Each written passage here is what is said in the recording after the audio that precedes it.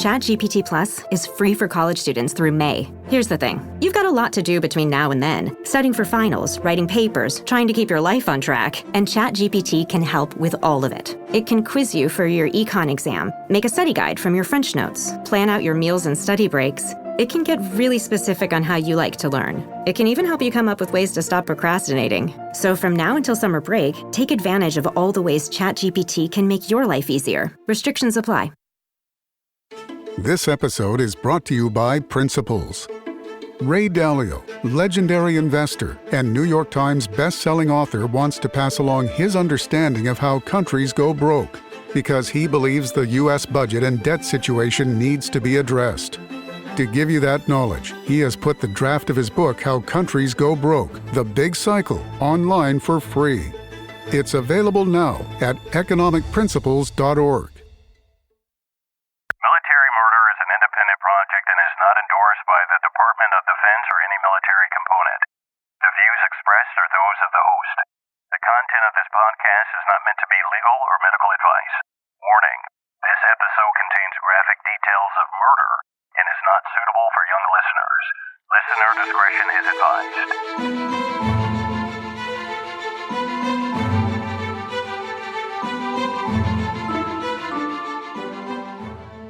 Welcome back, True Crime Army. I am your host, Margot, and for any first-timers, this is a true crime podcast that focuses on murders committed by military members and veterans, and sometimes their family members. But don't worry, you don't have to know anything about the military to enjoy listening, I promise. You just have to be a true crime enthusiast, and if that's you, welcome home. But today, I diverge a little bit from my murder stories, and I bring you a case that started as an attempted murder case and the charges were later reduced. But it's an infamous case nonetheless. And real quick, I need to correct a Mama Margot mistake from my previous episode on the cadet killers. I didn't realize that Navy Academy students are called midshipmen, not cadets. I'm so sorry. So my bad to the Navy.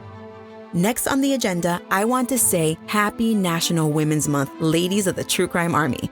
I will say this, I never believed myself a feminist until I became a girl mom.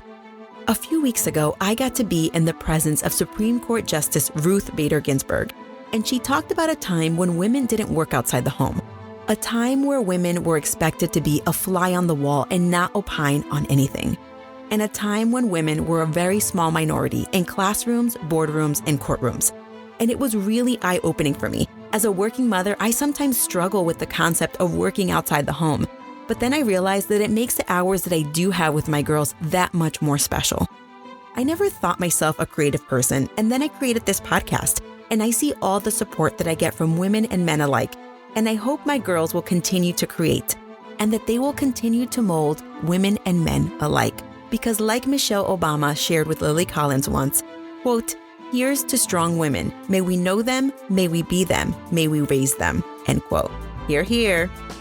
And well, today I chose a case that has to do with two very strong women. One, a NASA astronaut who was also a Navy officer, and an Air Force captain. Two women who never met until one rainy night in the parking lot of Orlando International Airport in February 2007. But this meeting wasn't a coincidence. It was the result of careful planning by astronaut Lisa Nowak. This infamous case would be known for the fact that Lisa allegedly drove over 900 miles wearing a diaper to make fewer pit stops to confront her romantic rival. Join me today as I tell you the gripping story behind a case that made national headlines and continues to make headlines, especially since the fall of 2019 release of the movie, Lucy in the Sky. But this story is not only about Lisa. This story is about the survival of Colleen Shipman. Now, let's dig in.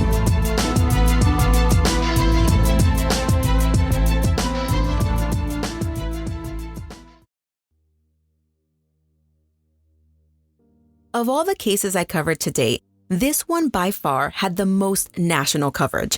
But my main sources for today's episode were the NASA website, the space.com website, bustle.com, the Houston Chronicle, the Orlando Sentinel, ABC News, NBC News, and Time, People, and Cosmopolitan magazine. In the fall of 2006, Air Force Captain Colleen Shipman was an Air Force engineer working at Patrick Air Force Base in Florida. As a quick note, she was an 03 captain, not to be confused with the more senior rank of an 06 naval captain. Well, and rank really isn't important for this case. It's just important for people who are familiar with military ranks. In November of 2006, as told by Colleen to People magazine, she and a friend had crashed a party when she met a very charismatic man named William O'Flynn. Bill, as he was known to his friends, knew how to work a room, and that was evident to Colleen. And so they began to chat, and he made her laugh all night long. He told her that he was a smoke jumper, which is a firefighter who parachutes into remote areas to combat wildfires. But he wasn't a smoke jumper at all. In reality, he was a NASA astronaut, and he was actually getting ready to go to space the following month. So they met in November, and he was getting ready to go on I was going to say spaceship, but on a shuttle to space the next month in December. In addition to being an astronaut, he was also a naval commander, which is an 05 rank. But Bill wasn't too keen on sounding like he had a lame pickup line like, "Hey, I'm an astronaut. What do you do for a living?" And so he made up this whole thing about being this smoke jumper because he didn't want to sound, like a fraud or basically like he was just being snooty. And as a side note, I kind of understand what he means. I met someone once who was a scientist, a rocket scientist to be exact. And he hated saying it out loud because he said that it sounded fake and people didn't believe him. They just kind of gave him this blank stare. And well, that's the same thing that happened with Bill. But Colleen could see right through Bill's lies. And she knew from her work in Space Command that he was actually the pilot for the upcoming space launch. Well, that night, Bill and Colleen hit it off and they exchanged numbers.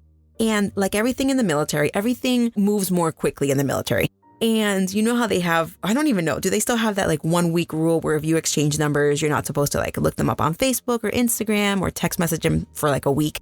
Well, in the military, that's not a real thing because everything moves so quickly. And they wasted no time in calling each other. And by the next day, they were already on a double date. And after the double date, they went to a movie. And by the time that Bill was getting ready to launch into space, he had invited Colleen to be his guest to the space launch party. There, Colleen met Bill's mom and they said farewell to Bill and off he went into space, which is pretty awesome.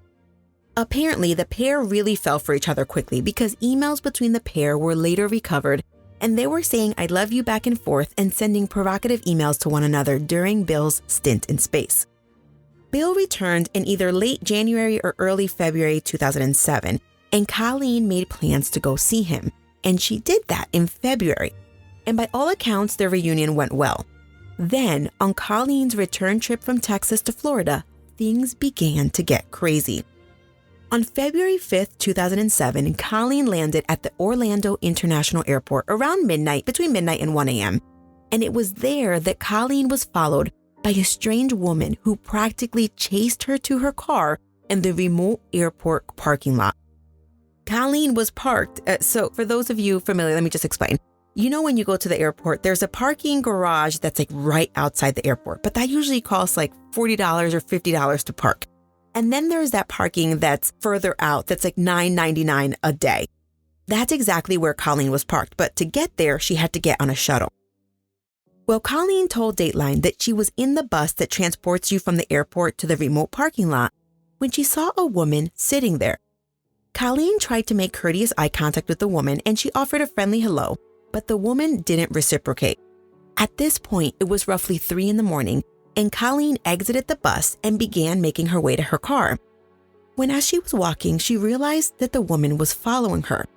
So Colleen began to walk more briskly because she wasn't sure if maybe the lady's car was just near hers and she didn't want to freak out.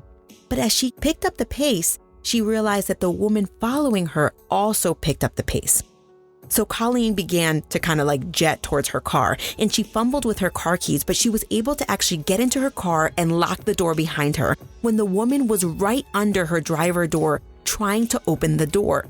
Colleen quickly turned her car on and she's trying to leave, but the woman outside her car kept pleading, "Please, please, please, I need help. Please help me." And so Colleen kept saying, "If you need help, I'll call someone to help you." Somehow, the lady outside the car seemed very sympathetic, and Colleen felt secure enough to lower her window just a crack. And just as she lowered her window, the woman standing outside sprayed pepper spray into Colleen's car. The spray quickly filled Colleen's mouth and nostrils with the spicy, spray of pepper spray. But Colleen quickly put the car in drive and she drove off, escaping the madwoman. Colleen told a parking lot attendant on her way out to call the police, and the police soon arrived and discovered the alleged perpetrator by a dumpster. She had just disposed of some items. Colleen thought that she had just escaped a carjacking. But in the next few hours, days, and months, a different picture would emerge of this random woman who had attacked her. Colleen was not a random victim of a violent crime. The attack wasn't random at all. Because the woman who attacked Colleen that night was a highly successful NASA astronaut. It was 43-year-old Lisa Nowak, astronaut and Navy captain. But before I continue with the story, I need to take you back and I need to introduce you to Lisa.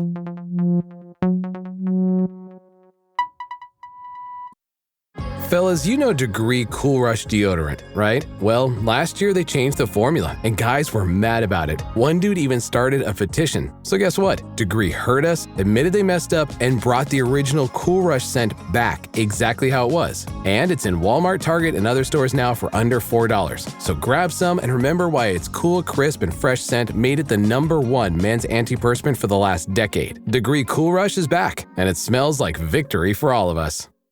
Lisa Nowak was born on May 10, 1963 in Washington, D.C.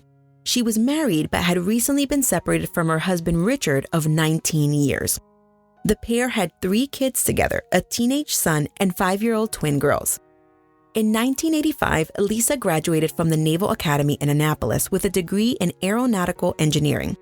She earned her wings as a naval flight officer in '87, and she received her master's degree in aeronautical and astronautical engineering in '92.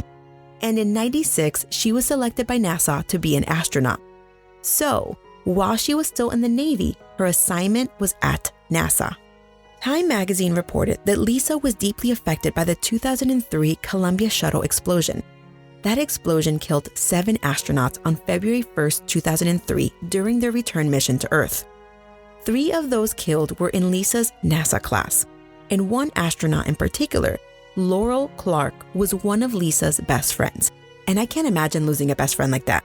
I can't imagine that the astronaut community is very large, and as a woman, I imagine that finding another woman companion in the middle of all that testosterone was probably pretty difficult. So there's also that. She lost a very good friend. In a pre-brief mission in 2007 before Lisa went to space, Lisa admitted to NASA that the Columbia mission was devastating, but it was even harder because she knew the astronauts. Lisa flew her one and only mission to space, STS-121, on the Space Shuttle Discovery on July 4, 2006, and that was only 7 months before the assault on Colleen.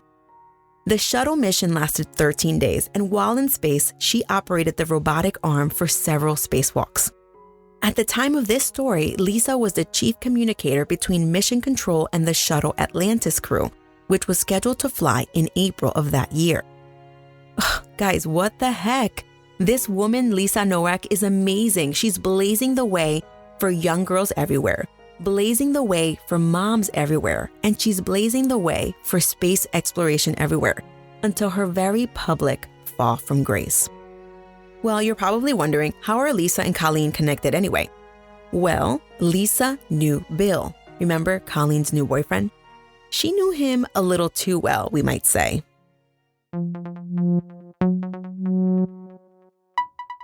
Lisa would go on to tell investigators that her and Bill had a complicated relationship. And this is kind of funny because do you guys remember when Facebook used to have a relationship status? Or maybe it still does, I don't know, but under relationship status, it used to have the option to pick complicated. Well, if Lisa was on Facebook at the time of this story, I imagine that's what her relationship status would be. Anyway, Lisa told detectives that her and Bill had, quote, more than a working relationship, but less than a romantic relationship, end quote. Okay, tell me more, Lisa. Now I'm intrigued. What kind of relationship was this? Well, Lisa and Bill met back in 1996 as soon as she had become an astronaut.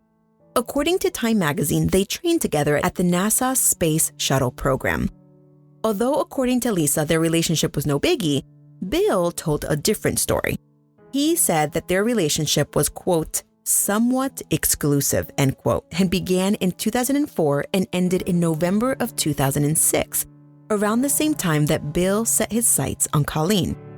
So the entire time that Lisa was having this, quote, less than a relationship, end quote, with Bill, she was still married to Richard, even though, according to Bill, their relationship was, quote, somewhat exclusive, end quote.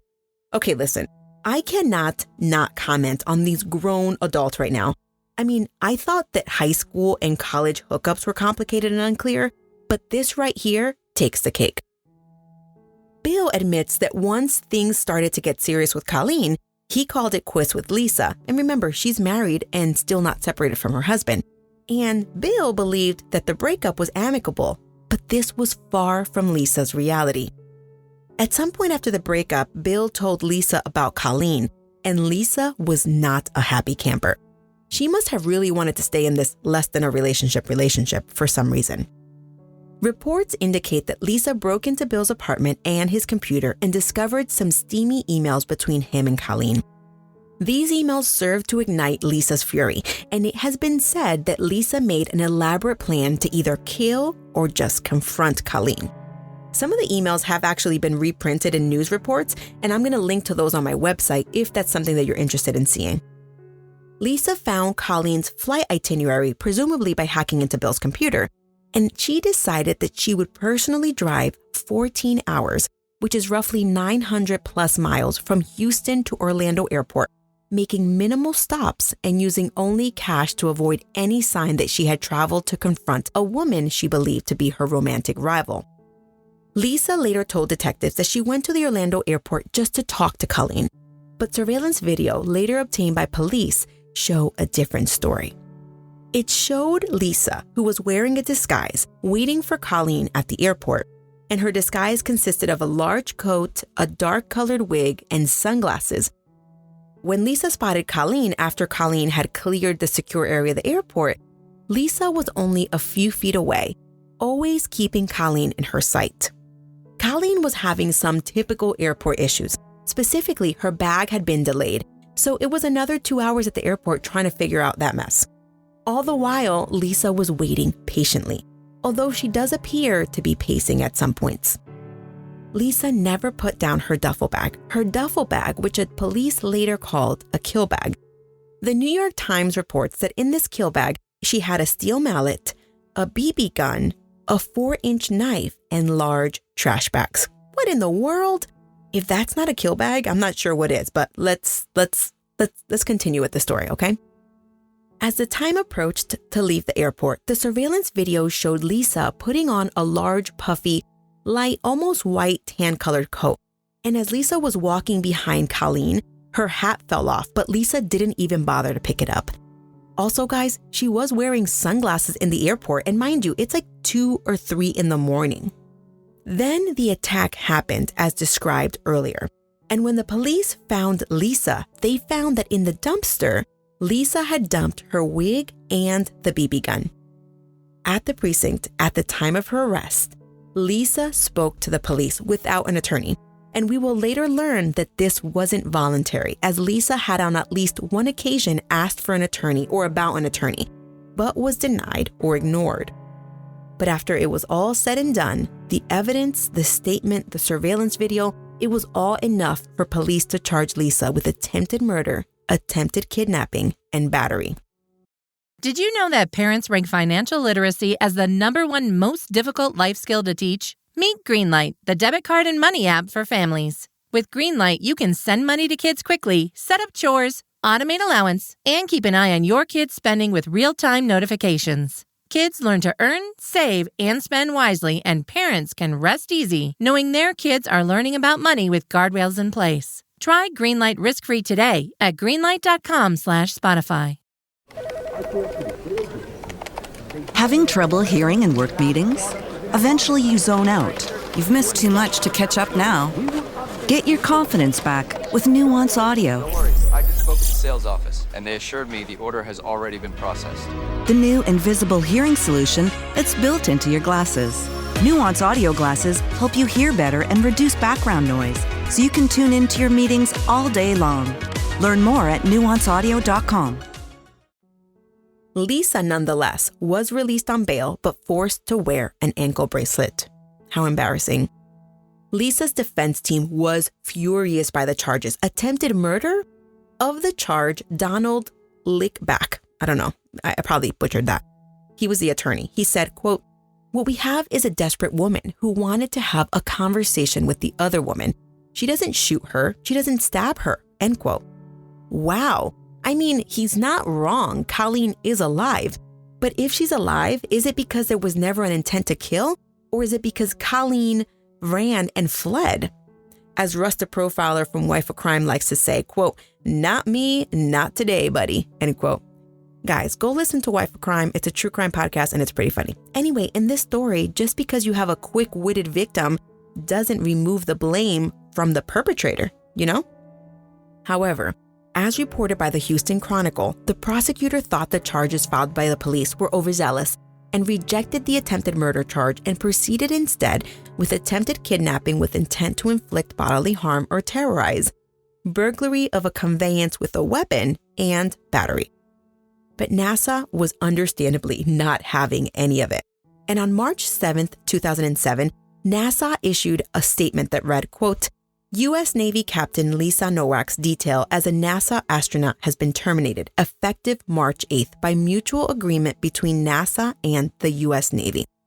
NASA requested an end to the detail because the agency lacks the administrative means to deal appropriately with the criminal charges pending against Nowak. Because Nowak is a naval officer on assignment to NASA rather than a NASA civil servant, she is not subject to administrative action by NASA. Nowak will receive her next assignment from the U.S. Navy. NASA's decision to terminate Nowak's detail does not reflect any position by NASA on the criminal charges pending in Florida," end quote. So that really burst Nowak's bubble. I mean, what did she expect when she chased down a woman in an airport 900 miles from her place of residence and pepper sprayed her? A few months after Lisa was terminated in late May, Bill received his NASA pink slip as well. On Friday, November 2nd, 2007, a motion to suppress evidence obtained from Lisa's BMW, which was parked at a hotel, and her 72-page statement to police, which I assume is the transcript of the interrogation. Well, the defense had filed a motion to suppress that evidence, all the evidence obtained in the BMW and her statement, and the judge granted the motion to suppress, which means that the prosecutor couldn't introduce any of that evidence at trial. And now all the prosecutor had to submit at trial was Colleen's statement, the surveillance video at the airport, the things they found in the dumpster, and the items on Lisa's person at the time of the arrest. Now, the prosecutors weren't allowed to use any of Lisa's statement to police because, as reported by ABC News, the lead detective, Chris Becton, failed to 1, answer Lisa's questions about getting an attorney, 2, he refused to let her make a call, and 3, the detective didn't obtain her written consent to search her BMW. I don't know. I'm assuming that maybe they didn't have a probable cause warrant to search the car. Anyway, and as I indicated just a few minutes ago, everything that they found in her BMW was also suppressed. But what was in her car was very important. 1, they found a map of Colleen's house. So mind you, they had a map of Colleen's house in Lisa's car. They found the printed emails between Bill and Colleen. They found large garbage bags, latex gloves, and used diapers. Yes, you heard it here. There it is. This case is mostly known because of the famous astronaut diapers. And the media had a field day with this one piece of evidence. But remember, the fact that there were used diapers didn't come into evidence at trial because that was suppressed by the judge. As reported by ABC, the defense has sworn up and down that Lisa didn't wear diapers during her 14-hour trek. But the detective who took her statement said it's true because Lisa told him. But since the used diapers weren't photographed by crime scene folks nor taken into custody, we will always have to wonder if Lisa actually had used diapers to commit her crime. Lisa argued that the diapers were children's diapers, not to be confused with adult diapers, and that she had them in her car since 2005. Now listen, new diapers, I tend to believe her because she's a mom, she has twin 5-year-old daughters, and moms have to stash diapers like squirrels hiding snacks for winter because you never know when you'll need one. Now, mind you, her daughters are 5, they don't need diapers, but sometimes us moms, we're really good at hiding things, and you don't find them till a few years later. But used diapers, 2 years is a little over the top. And I am sure that even the smell of pee would be a little too much to handle for 2 years in your car. Anyway, diapers or no diapers, we already know what evidence was introduced at trial, or at least what evidence they had to introduce at trial.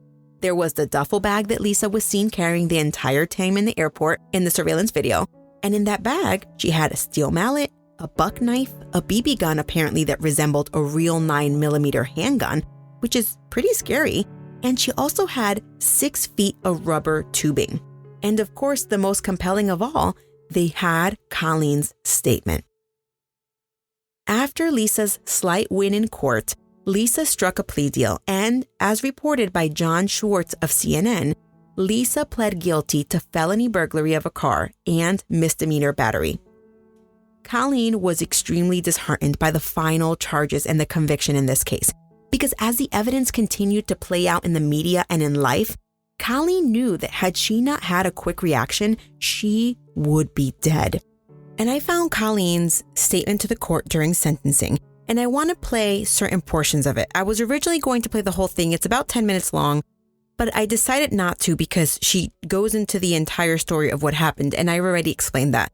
So I'm going to play the key portions of her statement where she talks about the victim impact. And here it is. It's my understanding that Lisa Nowak had researched murder, corpse dismemberment, as well as disguises and trace evidence. And I'm 100% certain that Lisa Nowak came here to murder me, and I believe that she never thought she'd get caught.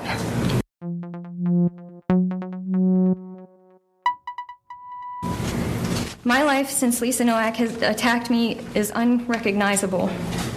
The world, as I knew it before Lisa Nowak attacked me, is gone. Every stranger I see is a potential attacker. Going out into public is exhausting. I constantly look over my shoulder trying to keep track of everyone around me so that I can't be a victim to a surprise attack again. I shake uncontrollably and get terrible migraine headaches and nausea each time a court event, a media story, or unwanted flashback recalls this attack. I have horrible anxiety, and especially at night. I can't sleep without a light on. I have terrifying nightmares of being doused with acid and cut into little pieces. Sometimes when I first wake up, I briefly see my nightmare attacker dissolving into the shadows of the room while I scramble from the bed to get away from her. Almost 3 years of counseling hasn't changed those nightmares. I have barricaded my doors, put in an alarm system, purchased a shotgun, and got my license to carry a concealed weapon, all in an effort to feel secure again. None of it has worked. Even now, when something startles me, my tongue and nose sting as if they'd just been hit again with pepper spray. The trauma of Lisa Nowak's attack has caused me to suffer from medical ailments that I am otherwise too young and too healthy for, like high blood pressure, dizzy spells, chest pains.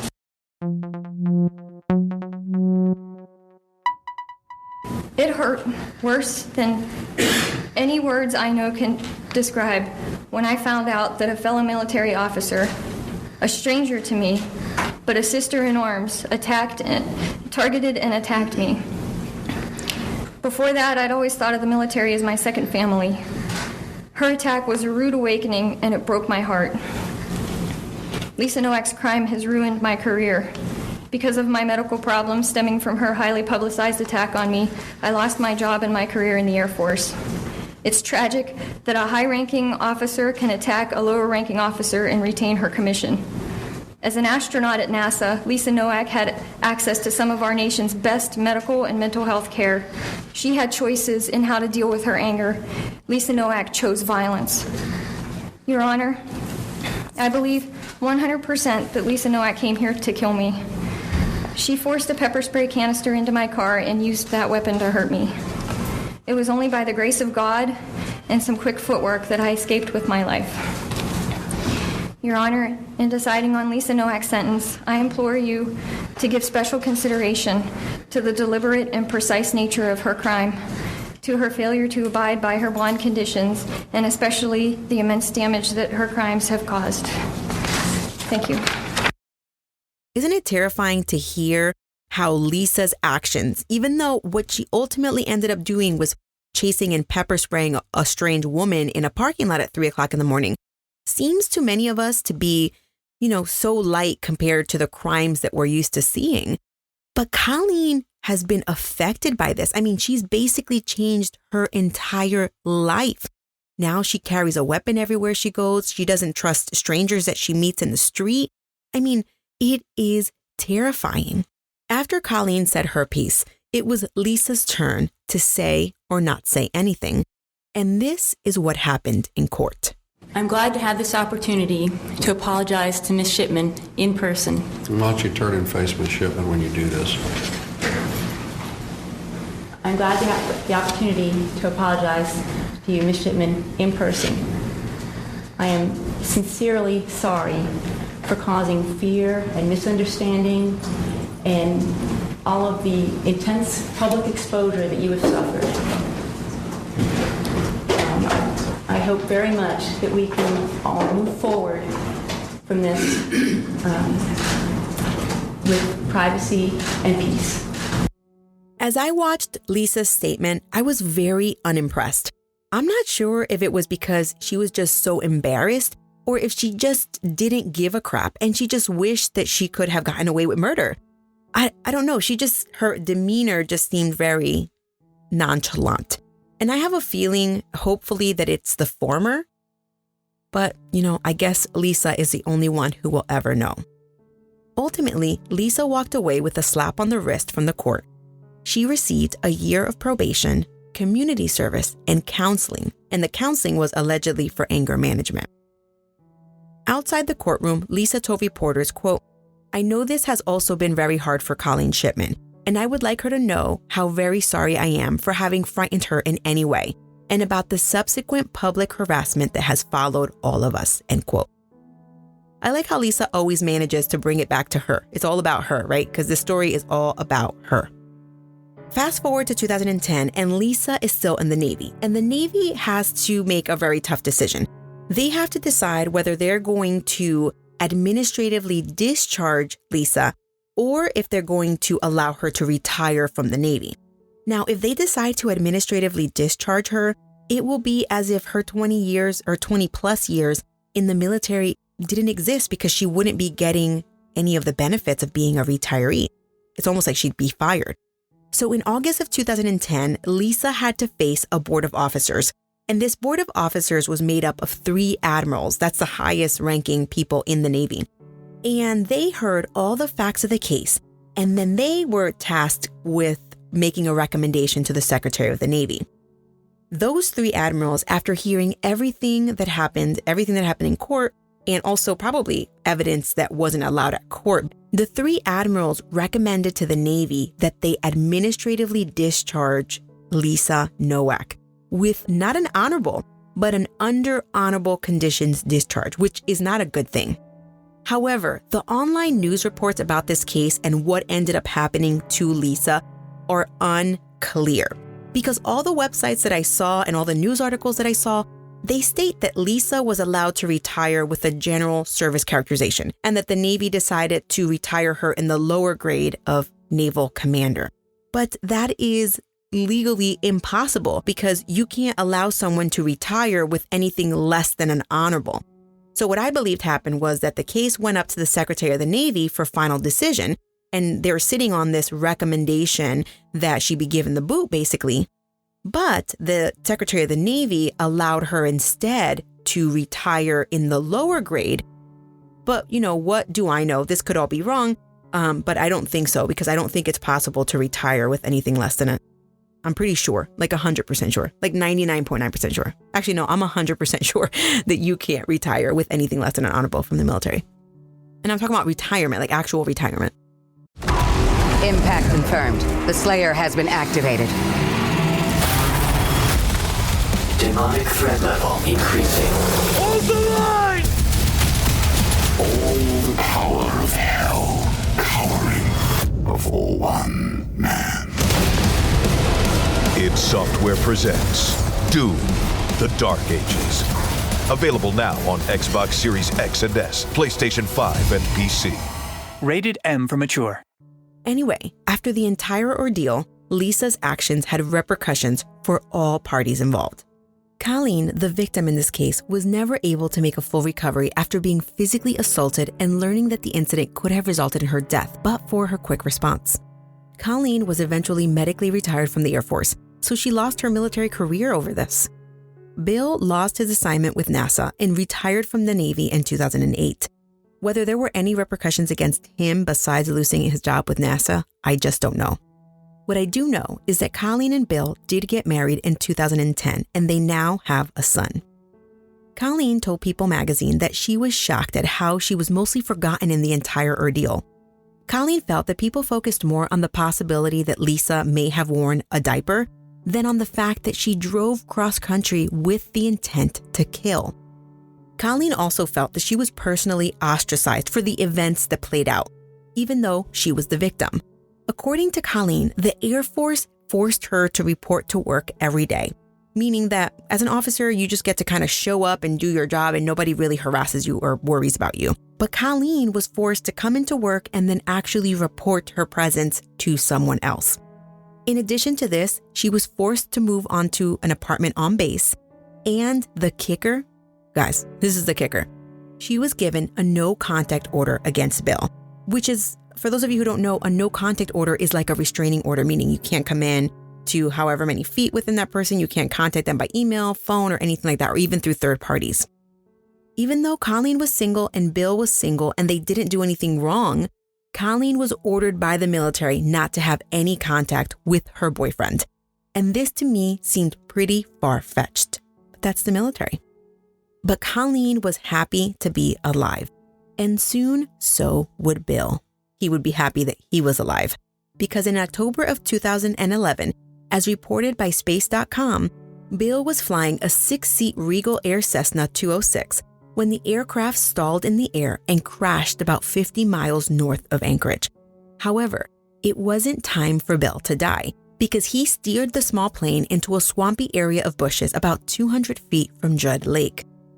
The airplane was badly damaged, but Bill and the other two on board were scratch-free.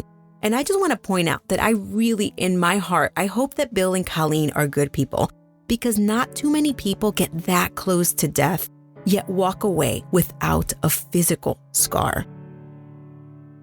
I think they are. I think these two are good people, hopefully. Bill and Colleen now live in Alaska, and they have a website. It's called adventurewrite.com. And Wright is W-R-I-T-E. Colleen wrote a book under pen name C.M. McCoy. The book is called Eerie, and it is listed as a teen young adult fantasy book. If you read it, guys, let me know because I haven't read it. Like I said earlier, this case created a media frenzy. I watched a news report on YouTube where they had to actually close down the streets in Orlando because it was just so crazy. People just trying to come in and park during any of the public appearances or anything like that. I would equate this case to Meghan Markle and Prince Harry. Anytime they do anything, if they sneeze the wrong way, there's a news article about it. That's exactly what this case was like, at least between the years of 2007 and 2010, 2011, because just people couldn't get enough. Well, in 2011, Lisa did something interesting. Lisa asked the criminal court to seal the criminal record to keep people from getting their hands on it. The argument was something about her trying to get a job or something like that. But the judge denied it and said that the public deserved a chance to know the truth. Well, Lisa re-requested that the record of her case be sealed, and in 2012, the judge approved her request and closed the case from public viewers. In the fall of 2019, a movie loosely based on the facts in this case hit the big screen. The movie was called Lucy in the Sky, with actors Natalie Portman and John Hamm as the leads, and the movie was directed by Noah Hawley. That movie has caused a lot of big news sources to reopen discussions about this case. Well, Colleen is very vocal, and she's always been a fighter, and she's always willing to talk to magazines and newscasters about the case. She was able to get her hands on the entire record before the judge sealed it. And it looks like Colleen plans to write a tell-all book about her experience. And when she does, I'll be the first one to buy it because I'm interested in what she has to say.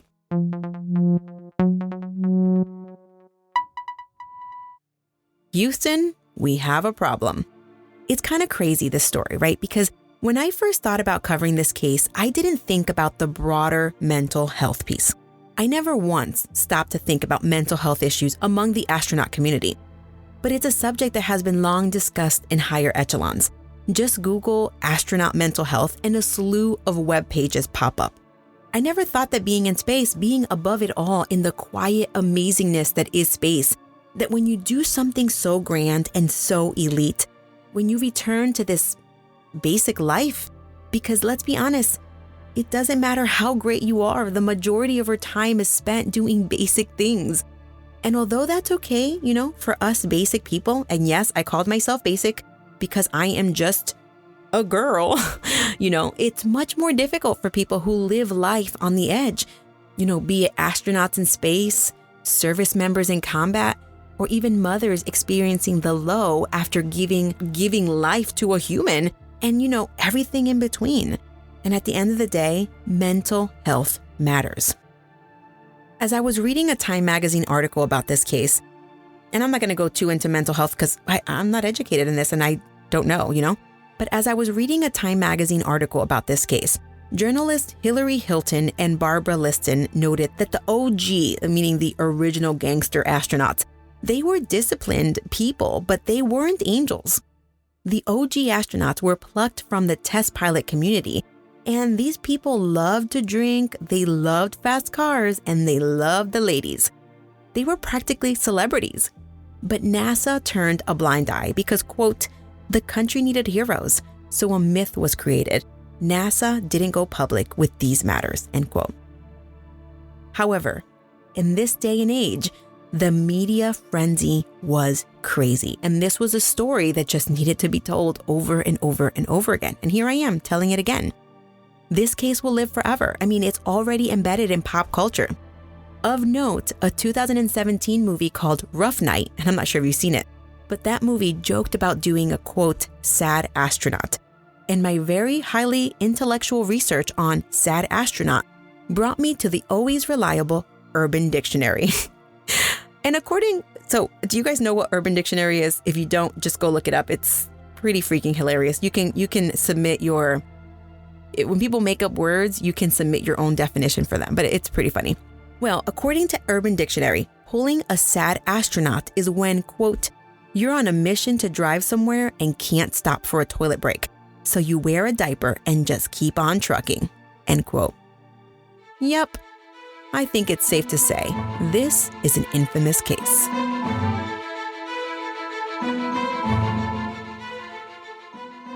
All right, for those of you wondering, Lisa is now in Texas where she lives a pretty quiet life and she stays out of the limelight. Colleen, Bill, and their son live in Alaska, as I stated earlier. So now that you know all of the facts, or at least all the facts that I was able to learn online, what do you think?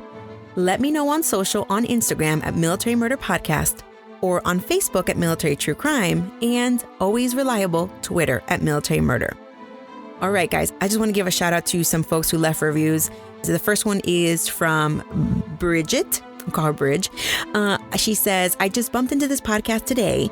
I feel like I'm hanging out with a friend. I'm hooked and I plan to go wherever possible and 5-star review it. And I have a bunch of binge listening in my near future.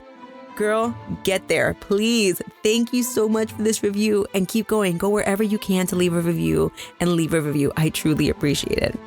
And then Matt says that him and his wife are both in the military and she loves Murder Crime Podcast and that she loves my podcast. So he started listening to it and he loves it himself. He talks about, that I'm able to create an aura of a roller coaster of emotions from clenching his fist to the relief of knowing the verdict at the end of each episode to the cliffhanger of any unsolved murders. And also, he used to listen on her phone, but now Margot got him to download his own podcast app on his phone. So I just think that's so awesome. Thank you so much, Matt, for that review. And then one more. I mean, I can give a shout out to all these folks, but my girl Tony says that she loves the show and the way that I tell these stories. She says that she's been binge listening and she can't get enough, and she told me to keep digging in. All right, so that's all that I want to say for right now. This show was created and produced by Mama Margot Productions. Mama Margot Productions is me. What you see is what you get, guys. The music for this episode was created by Tyops. Please check out the show notes for a direct link to all of my sources page on my website, militarymurderpodcast.com.